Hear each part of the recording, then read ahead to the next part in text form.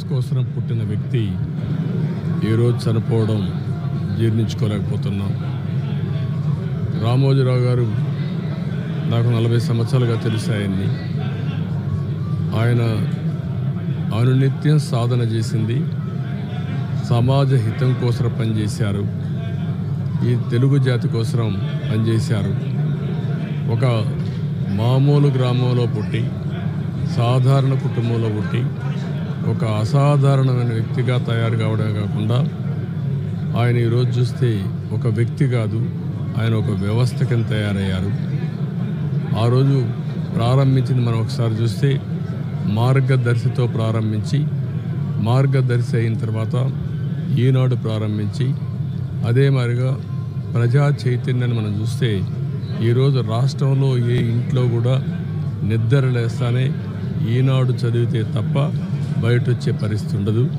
అంటే ఆ విధంగా ప్రజల్ని చైతన్యవంతులు చేయడానికి కానీ విజ్ఞానవంతులు చేయడానికి కానీ ఆయన నిత్యం సాధన చేశాడు. ఆయన ఏ పని చేసినా కూడా నేను మొదటి నుంచి కూడా చూశాను, రాజీ లేదు. 40 ఏళ్ళుగా నేను ఆయనతో కలిసి ఉన్నప్పటికి కూడా ఆయన పరిచయం ఉన్నప్పుడు కూడా ఏ రోజు కూడా ఆయన ఒకటే చెప్పేవాడు, మీరు ఏమి చెప్పినా నేను మాత్రం ధర్మం ప్రకారమే పనిచేస్తాను, విధి నిర్వహిస్తాను తప్ప నేను ఎల్లప్పుడూ ప్రజాపక్షానే ఉంటానని చెప్పి స్పష్టంగా చెప్పిన వ్యక్తి రామోజీరావు గారు. అంతేకాకుండా నిన్న చనిపోయే వరకు ఆయనకు ఒకటే కోరిక, నా కోరిక అంతా కూడా నేను అనునిత్యం పనిచేసి పని చేస్తూ పనిలో చనిపోగలిగితే అది నాకు ఆనందంగా ఉంటుంది. అంతేకాదు నేను చేసే ప్రతి నిమిషం నేను బ్రతుకున్నంత వరకు ప్రజల కోసం పనిచేయాలి, పని చేస్తూనే ఉండాలని చెప్పిన వ్యక్తి రామోజీరావు గారు. కానీ ఈరోజు మనం చూస్తూ ఉంటే ఆయన నిర్మించిన వ్యవస్థలు శాశ్వతం. ఒక ఈనాడు శాశ్వతం, అదే మరి ఈటీవీ శాశ్వతం. ఇది కాకుండా చిత్ర పరిశ్రమ కూడా ఎనలేని సేవలు అందించాడు. ఈరోజు రామోజీ ఫిల్మ్ సిటీ మీరు చూస్తే దేశంలోనే ఒక అత్యున్నతమైన స్టాండర్డ్స్లో రామోజీ ఫిల్మ్ సిటీ తీసుకొచ్చి ఆయన అనునిత్యం చెప్పేవారు, నేనేదో ఒక కమర్షియల్ కాంప్లెక్స్ కట్టచ్చు, వ్యాపారాలు చేయొచ్చు, నా వల్ల ఈ సిటీకి లాభం రావాలి, అదే మరి రాష్ట్రానికి ఆదాయం రావాలి, టూరిజం కింద ఉండాలని చెప్పి చేశారు. అలాంటి ఒక మహానాయకుడిని ఈరోజు పోగొట్టుకున్నాం.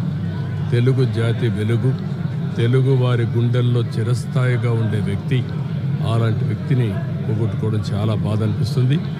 ఏదేమైనా ఆయన ఇచ్చిన స్ఫూర్తి ఉంది. నా జీవితంలో ఎన్నో సంఘటనలు, నాకు ఎప్పుడైనా క్లిష్టమైన సమస్య వస్తే ఆయనతో నేను కన్సల్ట్ చేస్తే దాన్ని ఏం చేయాలనో ధైర్యాన్ని వ్యక్తి అతను. అందుకే మొన్న కూడా మీరు చూస్తే ఎప్పుడు ఎన్నికలు వచ్చినా కూడా ఆయన ధర్మాన్ని ఆయన నిర్వహించాడు. ఆయన ఎప్పుడు కూడా ధర్మం సైడే ఉన్నాడు, అదేవిధంగా పనిచేశారు. అందుకే ప్రజల్లో కూడా ఒక అచంచలమైన విశ్వాసం ఆయన పైన. దానికి కారణం ఆయన జీవితం మొత్తం ఆయన సంపాదించిన విశ్వసనీయత. అలాంటి వ్యక్తిని పోగొట్టుకోవడం చాలా బాధేస్తుంది. ఏదేమైనా ఆయన ఆశయాలు తెలుగు జాతికి ఉన్నాయి. ప్రతి ఒక్కరు కూడా ఆయన ఆరాధిస్తారు. అందుకనే ఈరోజు ఒకటే కోరుతున్నా, ఆయన చెప్పిన విషయాలన్నీ నా చెవుల్లో ఎప్పుడూ రింగమంటూ ఉంటాయి, వినపడుతూ ఉంటాయి.